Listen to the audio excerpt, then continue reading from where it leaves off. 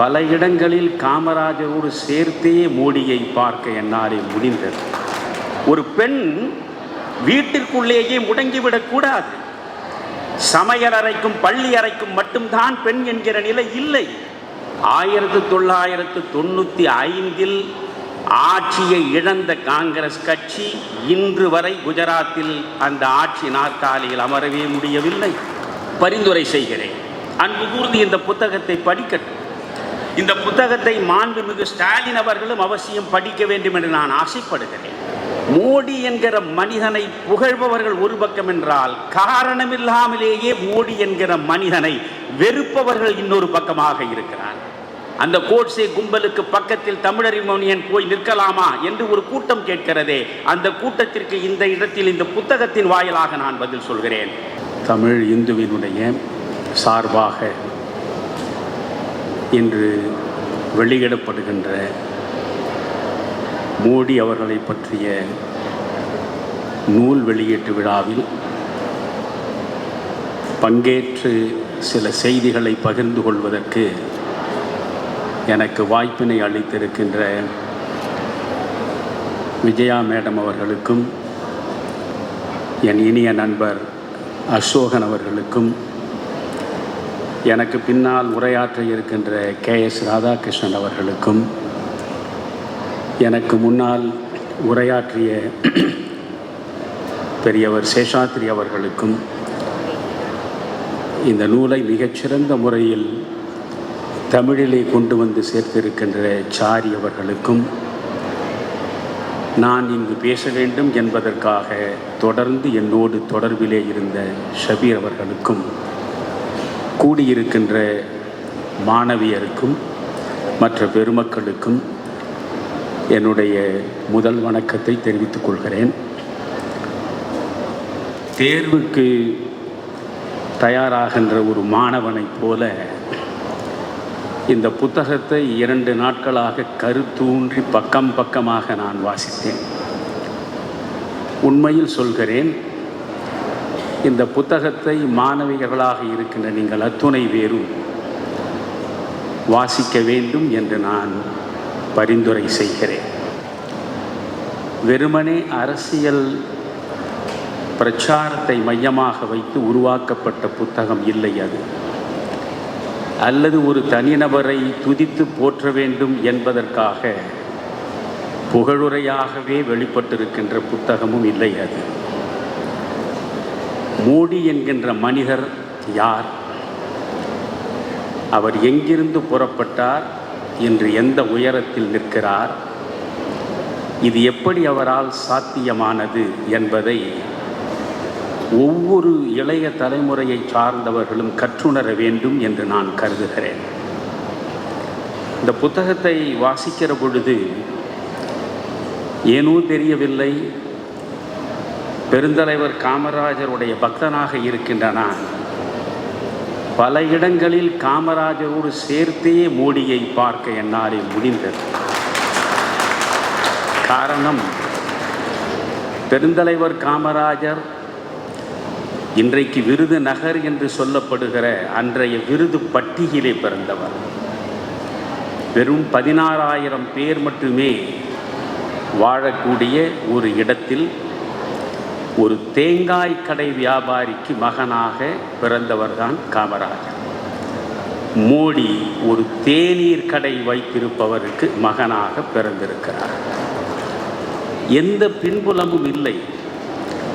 அரசியல் உலகத்தில் மிகப்பெரிய அளவுக்கு வர வேண்டும் என்றால், ஒன்று உங்களுக்கு மிகப்பெரிய பாரம்பரிய பின்புலம் இருக்க வேண்டும், அல்லது ஜாதிய பெருமை இருக்க வேண்டும், அல்லது செல்வந்தராக இருக்க வேண்டும், அல்லது மிகச்சிறந்த கல்வியை பெற்ற அறிவாற்றல் மிக்க அறிஞராக இருக்க வேண்டும்.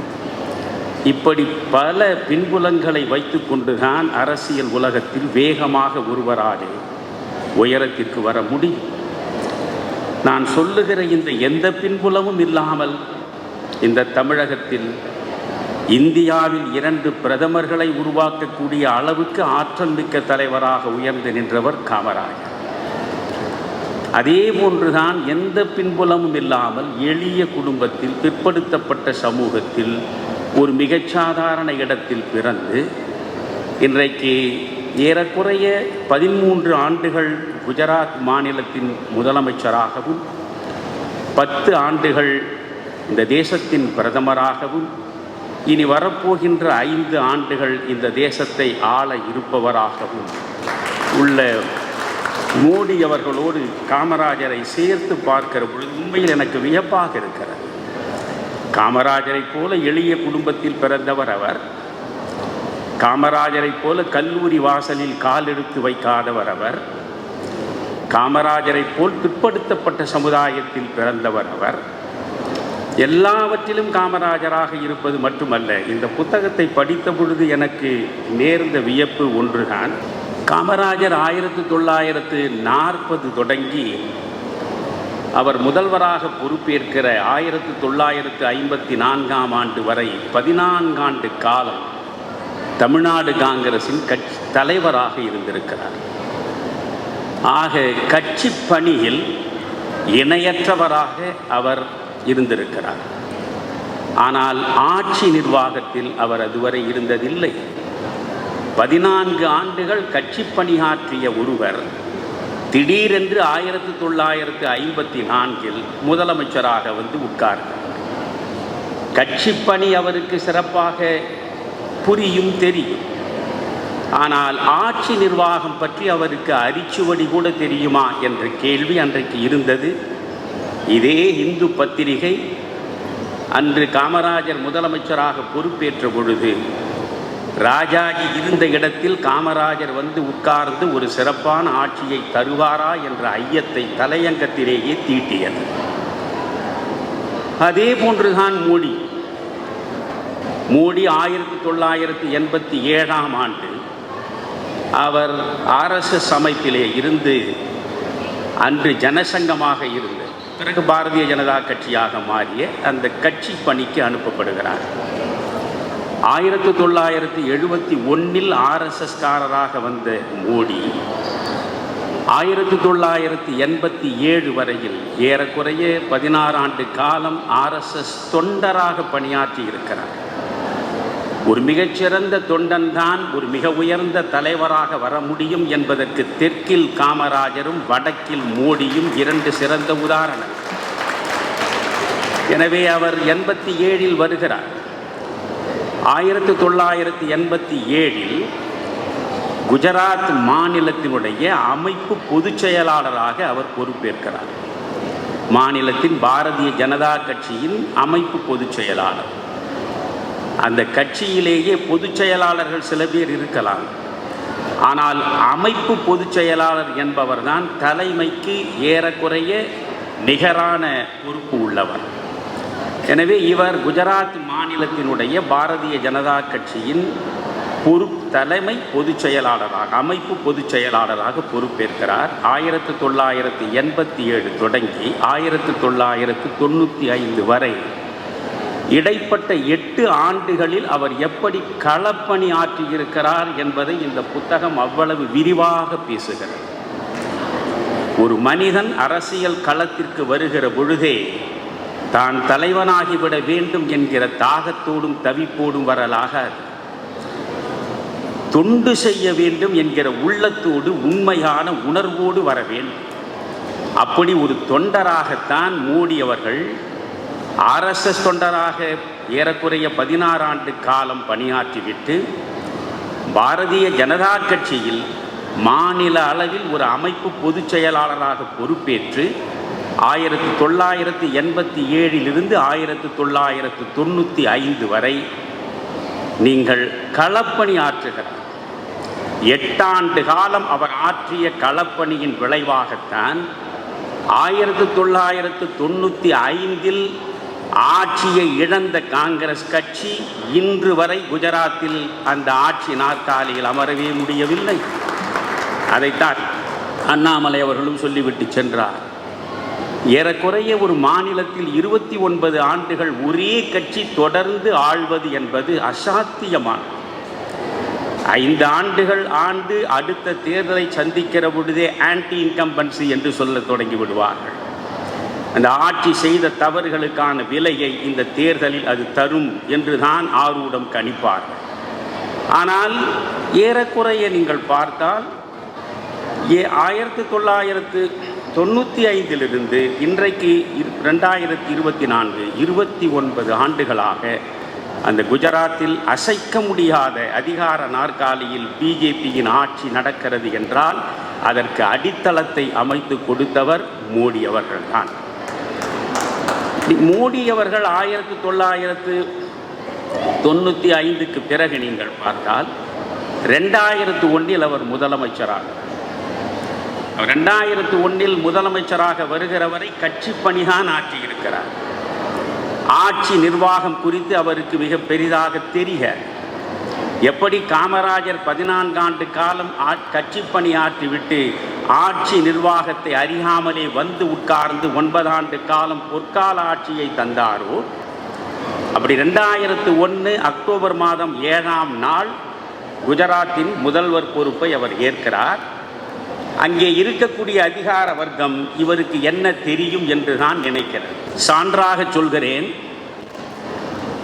காமராஜர் தமிழ்நாட்டில் முதலமைச்சர் பொறுப்பை ஏற்ற பிறகு அதிகார வர்க்கம் அவரை கொஞ்சம் ஏளனமாகத்தான் பார்த்தது. அதற்கு ஒரு செய்தியையும் பல காமராஜர் வாழ்க்கை வரலாற்றில் நீங்கள் பார்க்க முடியும். அவர் முதலமைச்சராக இருக்கிறார். ஒரு குறிப்பிட்ட திட்டம் குறித்து ஒரு IAS அதிகாரியை வரவழைத்து இதை நீங்கள் நிறைவேற்ற வேண்டும் என்கிறார்.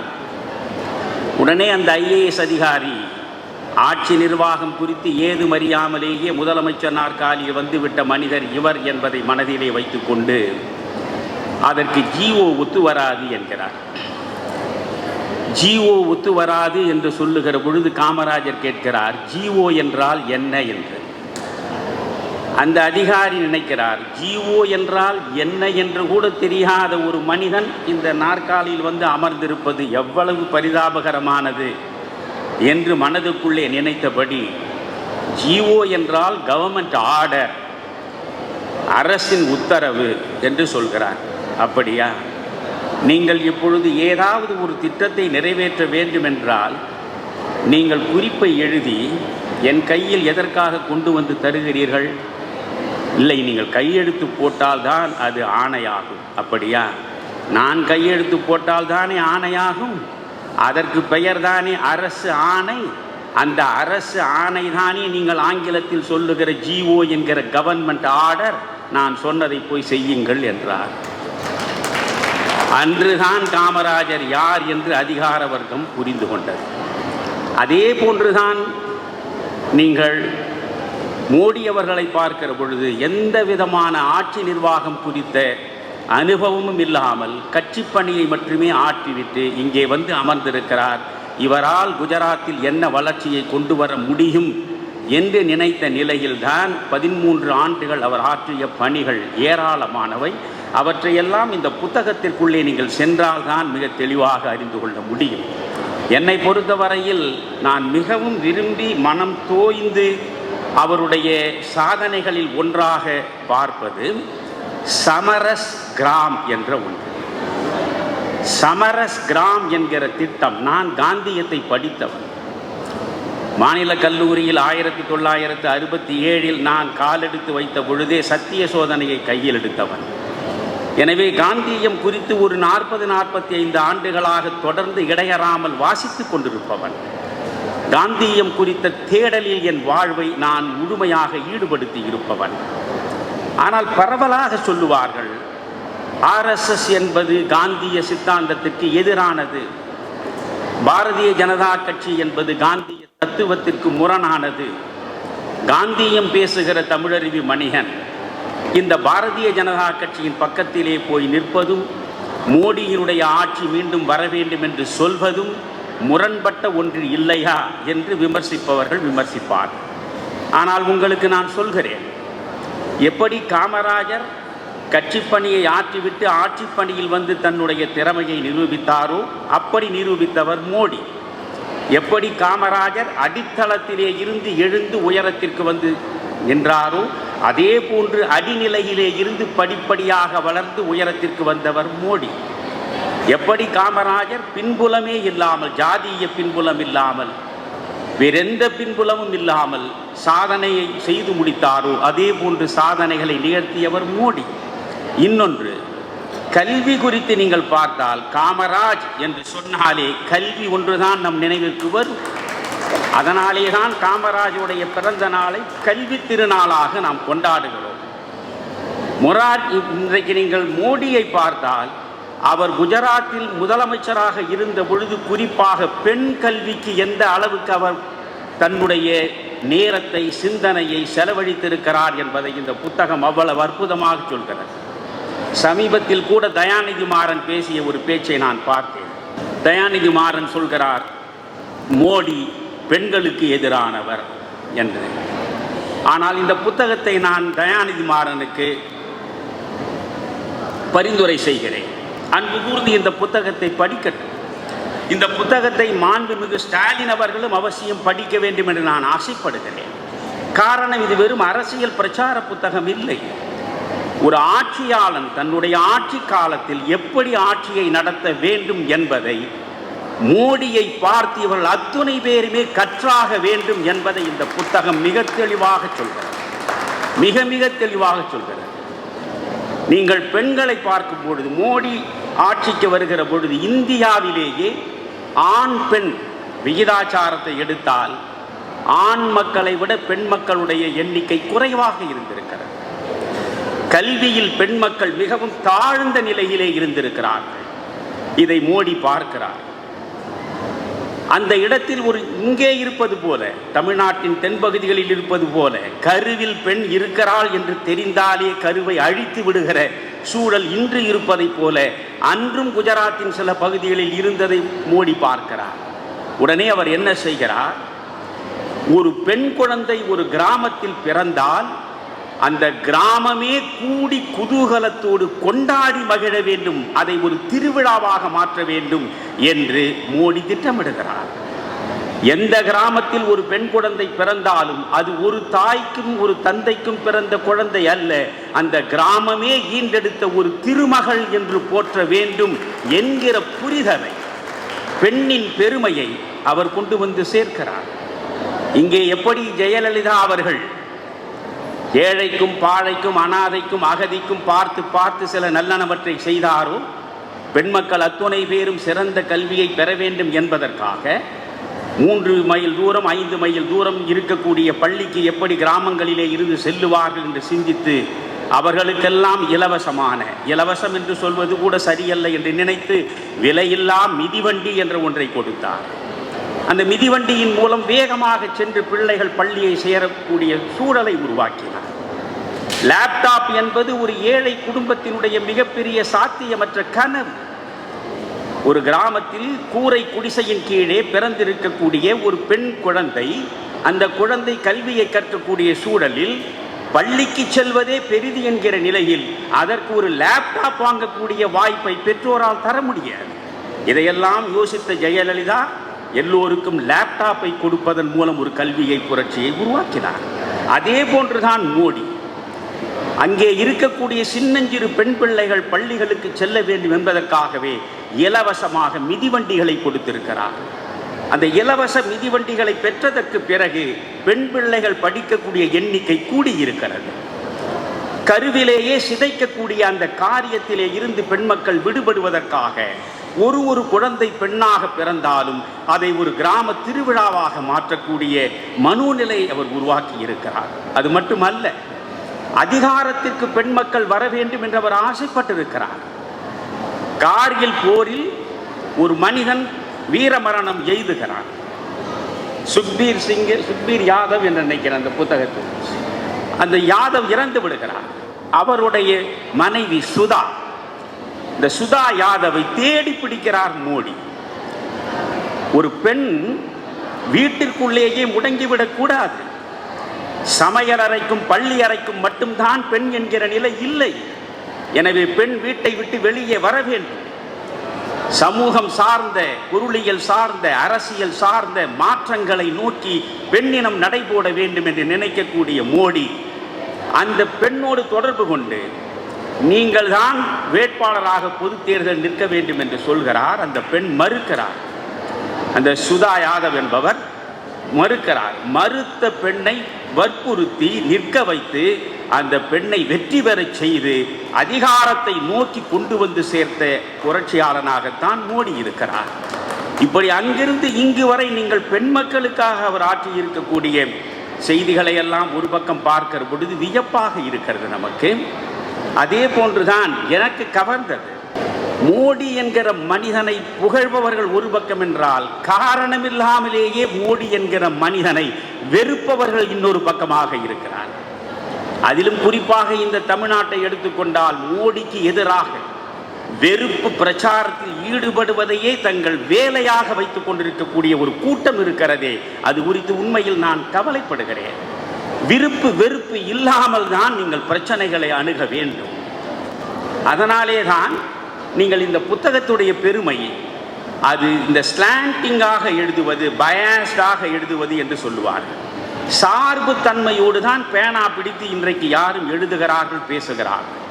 எந்த சார்பு தன்மையும் இல்லாமல் மோடி என்கிற ஒரு மனிதன் இந்த தேசத்திற்கு என்ன செய்திருக்கிறார், விழுந்து கிடந்த பாரதிய ஜனதா கட்சியை எப்படி எழுச்சி மிக்க பேரியக்கமாக மாற்றி இருக்கிறார் என்பதை மிக தெளிவாக சொல்கிறார். அதில் 13 ஆண்டுகள் குஜராத்தினுடைய முதலமைச்சராக இருந்த பொழுது அவர் ஆற்றிய சாதனைகள், காரணம் 10 ஆண்டு காலம் பிரதமராக இருந்து அவர் ஆற்றிய பல்வேறு சாதனைகளை நாடு அறிந்து வைத்திருக்கிறது நன்றாக.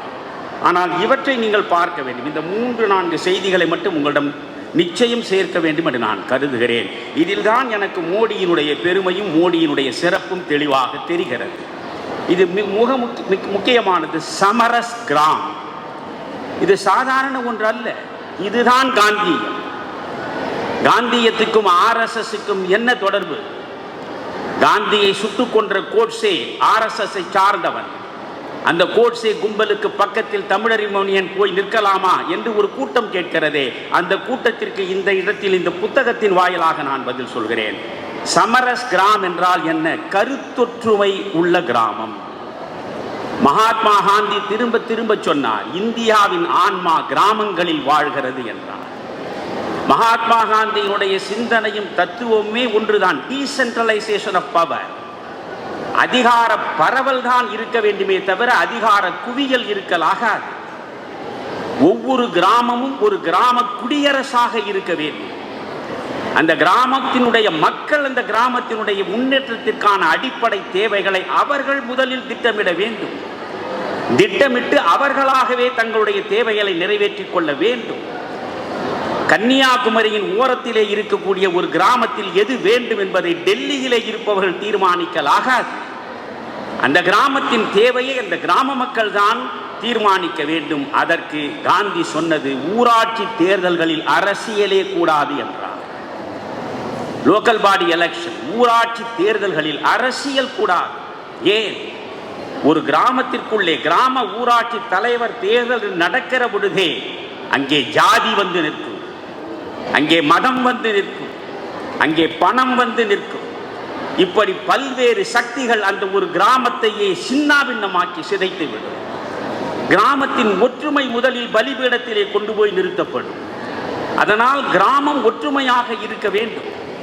இந்தியாவில் 6 லட்சம் கிராமங்கள் இருக்கின்றன. ஒவ்வொரு கிராமமும் கருத்தொற்றுமையின் அடிப்படையிலேயே காரியங்களை செய்வதென்றால் ஒட்டுமொத்த இந்தியாவிலேயே கருத்தொற்றுமையை தவிர வேற்றுமையை பார்க்க முடியாது. இதை குஜராத்தில் மோடி சாதிக்கிறார். சமரஸ் கிராம், சமரஸ் கிராம் என்றால் வேறொன்றும் இல்லை, கருத்தொற்றுமை உள்ள கிராமம். இந்த தேசத்தின் 2வது விடுதலை போராட்டத்தை முன்னின்று நடத்திய 2வது மகாத்மா என்று என்னை போன்றவர்கள் நெஞ்சில் வைத்து போற்றுகின்ற ஜெயபிரகாஷ் நாராயண், நீங்கள் JP போன்றவர்களுடைய வாழ்க்கை வரலாற்றை எல்லாம் என் இளம் பிள்ளைகளுக்கு சொல்கிறேன். நீங்கள் படிப்பது கிடையாது. JP போன்ற ஒரு மனிதனை பற்றி பேசினாலே நான் தன்வயம் இழந்து பேசுவேன்.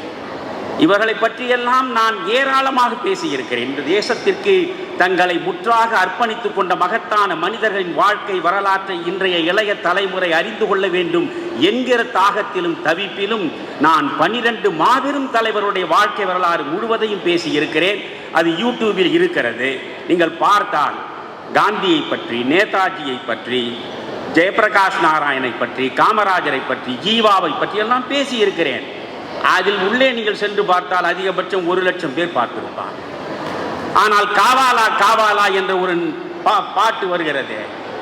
அந்த படம் காவாலா காவாலா வெளிவந்த ஒரே நாளில் 1 கோடிக்கு மேற்பட்டவர்கள் பார்த்திருக்கிறார்கள் என்றால் நான் பாரதியை நினைத்து பார்க்கிறேன். விதியே விதியே தமிழை சாதியை என் செய்ய நினைத்தாய் என குறையாயோ. எங்கே போகிறது இந்த இனம்? எங்கே விழுந்து கிடக்கிறது உங்கள் ரசனை? இன்றைய இளைய தலைமுறை எந்த அளவுக்கு சீரழிந்து கொண்டிருக்கிறது? சீரழிப்பவர்கள் யார் யார்? இவற்றையெல்லாம் யோசிக்க யோசிக்க இருதயமே ரணப்பட்டு விடுகிறது. அந்த ஜெயபிரகாஷ் நாராயணனை பற்றி நீங்கள் தெரிந்து கொள்ள வேண்டும் என்றால் நான் பேசியது யூடியூபில் இருக்கிறது. இணையற்ற மனிதர். காந்தி பாரிஸ்டர் பட்டம் பெறுவதற்கு லண்டனுக்குத்தான் போனார். நேரு பாரிஸ்டர் பட்டம் பெறுவதற்கு லண்டனுக்குத்தான் போனார். ஆனால் ஜேபி தன்னுடைய உயர்கல்வியை பெறுவதற்கு லண்டனுக்கு போகவில்லை, அமெரிக்காவுக்கு போனார். ஏன் என்று கேட்டால், என் மண்ணை அடிமைப்படுத்தி வைத்திருக்கின்ற அந்த நாட்டின் தலைநகரத்தில் நான் சென்று கல்வி கற்க விரும்பவில்லை. அதனால் அந்த இங்கிலாந்து மண்ணில் நான் காலெடுத்து வைக்க விரும்பவில்லை என்று அமெரிக்கா சென்று படித்த மனிதன் அவர். 100ஆண்டு விழாவை முன்னிட்டு நம்முடைய மோடி இந்த சாதனையை செய்கிறார். அந்த சாதனை தான் சமரஸ் கிராம். இந்த சமரசம் என்றாலே என்ன? இணக்கம். அங்கே பிளவு இல்லை, பகை இல்லை, வேதம் இல்லை, பூசல் இல்லை, எந்த பிரச்சனையும் இல்லை. கருத்தொற்றுமையை உருவாக்கி ஒவ்வொரு ஊராட்சியிலும் நீங்கள் தலைவரும் நிர்வாகிகளும் தேர்ந்தெடுக்கப்படுகிற பொழுது அங்கே ஜாதி குறுக்கே வராது, மதம் குறுக்கே வராது, பணம் குறுக்கே வராது. இவை அனைத்தையும் மீறி கிராம மக்கள் ஒன்றாக இணைவார். கிராம மக்கள் ஒன்றாக இணைந்து கிராமத்தின் தேவைகளை அவர்களே புரிந்து அவற்றை தங்களுக்கு தாங்களே நிறைவேற்றிக் கொள்வதற்கான திட்டம்தான் இந்த சமரஸ் கிராம். சரி, இந்த சமரஸ் கிராமை நீங்கள் பயன்படுத்த வேண்டும் என்று சொன்னதோடு மூடி நிற்கவில்லை. குஜராத் மாநிலத்தில் உள்ள எந்தெந்த கிராமம் இந்த கருத்தொற்றுமையின் அடிப்படையில் தேர்தலே இல்லாமல் நிர்வாகிகளை கொண்டு வருகிறதோ அவற்றிற்கு அரசு நிதி உதவி தரும், மானியம் தரும் என்று ஊக்குவித்தார். இது இந்தியா முழுவதும் பின்பற்றப்பட வேண்டிய மிகப்பெரிய காந்திய கனவு. காந்தியத்தின் விரோதி என்று பேசப்படுகிற மோடி தான் இந்த காந்திய கனவை தன்னுடைய ஆட்சி காலத்தில் குஜராத்திலே கொண்டு வந்து சேர்த்தார். இன்னொன்று நீங்கள் பார்க்க வேண்டும், பஞ்ச கிராம மித்ரா யோஜனா. இவற்றையெல்லாம் நம்முடைய மாண்புமிகு ஸ்டாலினுக்கு நான் பரிந்துரை செய்கிறேன். நம்முடைய முதல்வர் இருக்கிறாரே, ஒவ்வொரு நாளும் ஒவ்வொரு திட்டம் மக்களை நோக்கி, அப்புறம் முதல்வர் பல்வேறு திட்டங்கள். ஒரு திட்டத்தை நான் புரிந்து கொள்வதற்குள்ளாக இன்னொரு திட்டம், அந்த திட்டம் என்ன என்று அறிந்து கொள்வதற்கு முன்னாக இன்னொரு திட்டம்.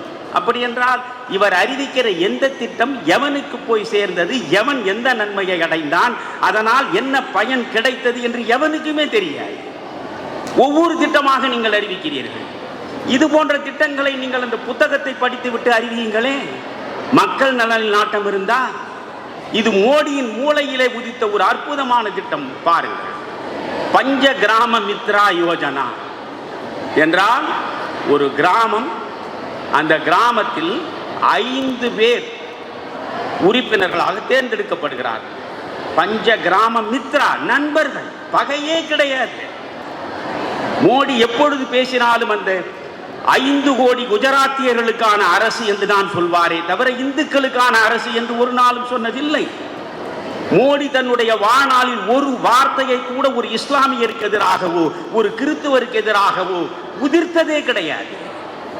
ஆனால் திட்டமிட்டே இஸ்லாமியர்களுக்கும் கிறிஸ்தவர்களுக்கும் எதிரானவர் மோடி என்ற ஒரு பிரச்சாரத்தை இங்கே வலிமையாக பரப்ப முயல்கிறார்கள். அவர் சொன்னதெல்லாம் குஜராத்தை ஆளுகிற பொழுது 5 கோடி குஜராத்தியர்களுக்குமான வளர்ச்சி, 5 கோடி குஜராத்தியர்களுக்கான முன்னேற்றம் என்று 5 கோடி மக்களுக்காக பேசினார். இந்த தேசத்தின் பிரதமரான பிறகு 140 கோடி மக்களுக்குமான வளர்ச்சி, 140 கோடி மக்களுக்குமான திட்டம் என்று அனைவருக்குமான திட்டத்தையும் வளர்ச்சியையும் தான் அவர் பேசுகிறார். இதில் நீங்கள் 5 திட்டங்களை பாருங்கள். வியந்து போய் தான் உங்களிடம் நான் இதை பதிவு செய்கிறேன். அதற்கு பெயர் பஞ்ச கிராம மித்ரா யோஜனா என்றால் ஒவ்வொரு கிராமத்திலும் 5 உறுப்பினர்கள் இருக்க வேண்டும். அந்த 5 உறுப்பினர்கள் ஒருவர் வேளாண்மை விவசாயம், இன்னொருவர் கல்வி, 3வது மனிதர் சுகாதாரம், 4வது மனிதர் வளர்ச்சி, 5வது மனிதர் சமூக நலத்திட்டங்கள். ஒவ்வொரு கிராமத்திலும் உள்ள மக்களில் 5 பேரை தேர்ந்தெடுப்பது, 5 பேரும் இளைஞர்களாக இருப்பது. That is very important. இளைஞர்களை கொண்டு வருகிறார். 5 பேர் இளைஞர்களை தேர்ந்தெடுப்பது. அந்த கிராமத்தில் ஒருவர் கல்வி குறித்து, ஒருவர் விவசாயம் குறித்து, ஒருவர் ஆரோக்கியம் குறித்து, ஒருவர் வளர்ச்சி குறித்து, ஒருவர் அந்த கிராமத்திற்கு வேண்டிய சமூக நல திட்டங்கள் குறித்து சிந்திக்க வேண்டும். அவற்றை அதிகார வர்க்கத்திடம் கொண்டு போய் சேர்க்க வேண்டும். அதிகார வர்க்கமும் இந்த 5 பேர் கொண்ட அமைப்பும் சேர்ந்து சிந்தித்து அதற்கான திட்டங்களை தீட்டி அந்த திட்டங்களை வெற்றிகரமாக நடைமுறைப்படுத்த வேண்டும். இதுதான் இந்த பஞ்ச கிராம மித்ரா யோஜனா. இப்படி இந்த தமிழ்நாட்டில் எங்காவது உண்டா? தமிழ்நாட்டில் எந்த ஒரு கிராமத்திலாவது இருக்கக்கூடிய மக்களில் ஒரு 5 இளைஞர்களை தேடி பிடித்து அந்த 5 இளைஞர்களை, தம்பி நீ கல்வியை கவனி, நீ விவசாயத்தை கவனி, நீ மருத்துவத்தை கவனி, நீ வளர்ச்சியை கவனி, நீ சமூக நலத்தை கவனி என்று சொல்லி பயிற்சி கொடுத்திருக்கிறீர்களா? இல்லை. ஆனால் நீங்கள் என்ன செய்கிறீர்கள்? தம்பி ஒவ்வொரு இடத்திலும் பூத் கமிட்டி அமையுங்கள், அந்த பூத் கமிட்டியில் 30 பேர் இருங்கள், அந்த 30 பேர் இருந்து அத்தனை குடும்பங்களிலும் இருக்கிற வாக்காளர்கள் நம்முடைய கட்சிக்கு வாக்களிப்பதற்காக கொண்டு வருகிற வேலையை பாருங்கள். இதுதானே தமிழ்நாட்டில் நடக்கிறது. இன்றைக்கு இளைஞர்கள் இதற்குத்தானே பயன்படுத்தப்படுகிறார்கள். ஆனால் 13 முறை முதலமைச்சராக வந்த மோடி ஒரு நாளும் இந்த வேலை செய்யவில்லை. ஒவ்வொரு கிராமத்திலும் 5 அறிவார்ந்த பொறுப்புணர்வு உள்ள இளைஞர்களை இருக்கிறார். அப்படி என்றால் இளைஞனாக இருக்கிற பொழுதே சமூகம் சார்ந்த பொறுப்புணர்வு வருகிறது, திட்டமிடுவதற்கான அறிவு வருகிறது, அதிகார வர்க்கத்தோடு இணைந்து எப்படி செயற்படுவது என்கிற தெளிவு வருகிறது. இவை அனைத்தையும் கொண்டு வந்து சேர்த்த மனிதன் தான் மோடி. பஞ்ச கிராம மித்ரா யோஜனா. இன்னொன்று நீங்கள் பார்த்தால் லோக் கல்யாண் மேளா மிக முக்கியமானது. இங்கேயும் இது போல நடத்துகிறார் நலத்திட்டங்களை எல்லாம். தமிழ்நாட்டில் எந்த இடத்திலும் ஏழைகளுக்கு புடவை கொடுப்பதாக இருந்தாலும் சரி முதலமைச்சர் வந்து கொடுக்க வேண்டும். புரிகிறதா? விதவைகளுக்கு தையல் மிஷன் தருவதாக இருந்தாலும் சரி முதலமைச்சர் வந்து தர வேண்டும். கட்டி முடிக்கப்பட்ட பாலம் 6 மாதமாக காத்து கிடந்தாலும் சரி முதலமைச்சர் வந்து திறக்க வேண்டும். எல்லாம் முதலமைச்சர், அமைச்சர்கள், அவ்வளவுதான். ஆனால் மோடி காலத்தில் லோக் கல்யாண் மேளா அது என்னவென்று நான் பார்த்தேன். மக்களுக்கான உதவி, மக்களுக்கான மானியம், மக்களுக்கான நலத்திட்டம் ஆகியவை அனைத்தும் மாநிலம் முழுவதும் அதிகாரிகள் மக்களுக்கு வரவழைத்து அவர்களுக்கு அதிகாரிகள் மூலமாகத்தான் அனைத்தும் தரப்பட்டிருக்கின்றன. எந்த இடத்திலும் மோடி முகம் காட்டவில்லை. முதலமைச்சர் வந்துதான் மேளா நடத்த வேண்டும் என்று இல்லை. முழுக்க முழுக்க அதிகாரிகளை முன்னிலைப்படுத்துகிறார். அதிகாரிகளின் மூலமாக அந்த திட்டங்கள் போய் சேர வேண்டும் என்று சிந்தித்ததுடைய விளைவுதான் இந்த லோக் கல்யாண் மேளா. இதை விட மிக அற்புதமான ஒன்று, இந்த தமிழ்நாடு மட்டுமல்ல இந்தியா முழுவதும் இருக்கக்கூடிய மாநிலங்கள் சிந்திக்க வேண்டும். பயிற்சி முகாம்கள் நடத்தியது 13 ஆண்டு காலம் மோடி நடத்திய அந்த பயிற்சி முகாம்கள் மிக முக்கியமானவை. என்ன தெரியுமா? இங்கே இருக்கக்கூடிய சாதாரண குடிமக்களுக்கும் அதிகார வர்க்கத்திற்கும் ஏதாவது ஒரு தொடர்பு உண்டா? நமக்கும் அவர்களுக்கும் எந்த தொடர்பும் கிடையாது. அது ஒரு உலகம். அதிகாரிகள் என்றால் as if they were sitting on the ivory tower, அப்படியே உச்சமான இடத்தில் உட்கார்ந்து கொண்டிருக்கக்கூடியவர்களை போல ஒரு பாவனை உள்ளவர்கள் அவர்கள். எளிதாக சாதாரண மனிதர்கள் சென்று பார்த்துவிட முடியாது. மோடி செய்த புரட்சி என்ன தெரியுமா?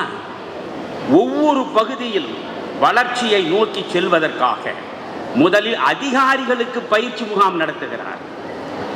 இவருக்கு பயிற்சி கொடுக்க வேண்டும் என்று அதிகாரிகள் நினைத்தார்கள். ஆனால் இவர் வந்து சேர்ந்த உடனே விரைவாக அனைத்து நிர்வாகத்திறனையும் பெற்றார்.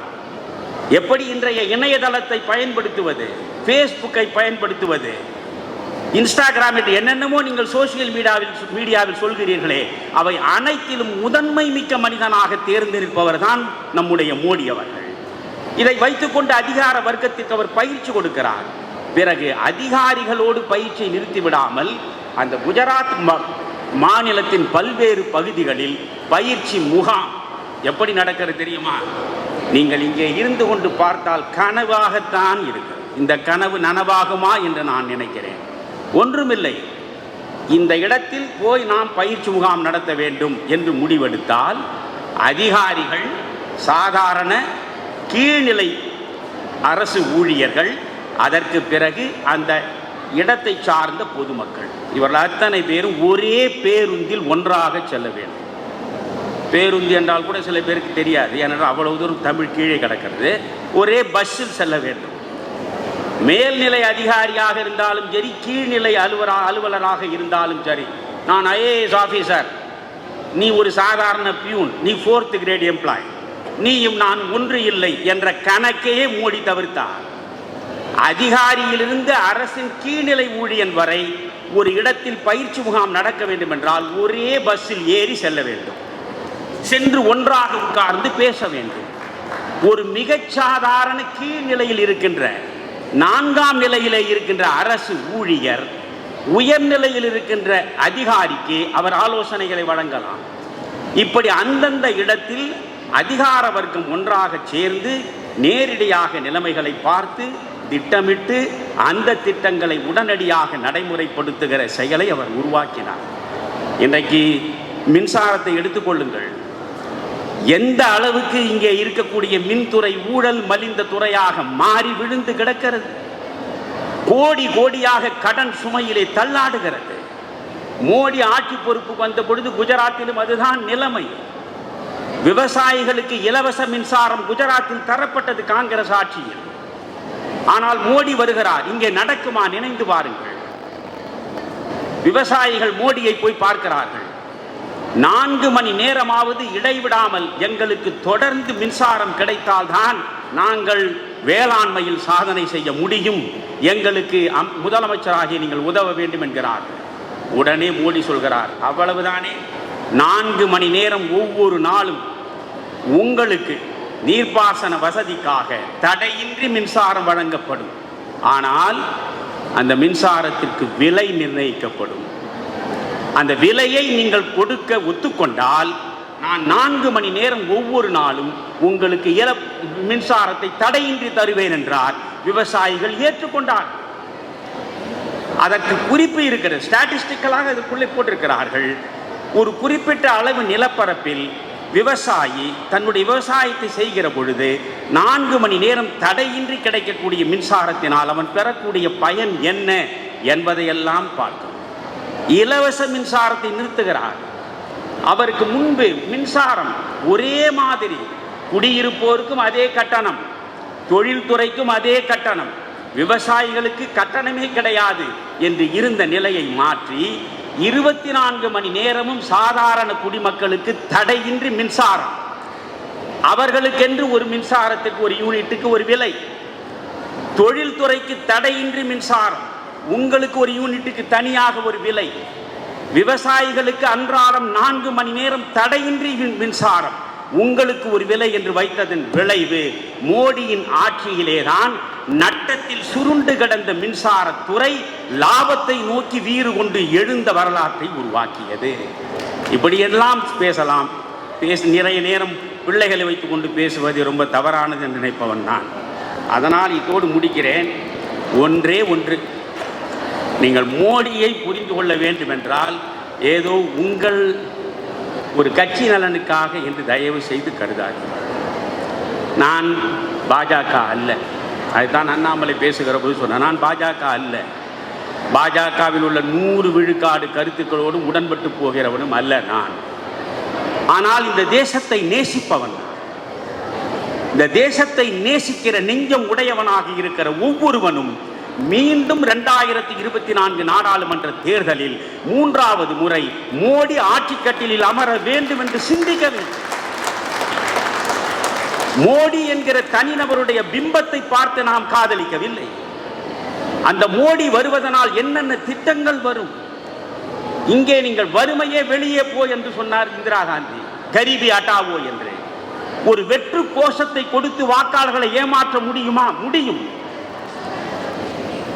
ஒரு ரூபாய்க்கு 3 படி அரிசி என்று வெற்று கோஷத்தை கொடுத்து ஆட்சியையே மாற்றி காங்கிரஸை புறம் தள்ளிவிட்டு திமுக வந்து உட்காரவில்லையா? முடியும். வெற்று கோஷங்களாலே அரசியல் மாற்றம் நிகழும், அதிகார மாற்றம் நிகழும். அதனால் என்ன பயன் விளையும் அதை யோசிக்க வேண்டும்.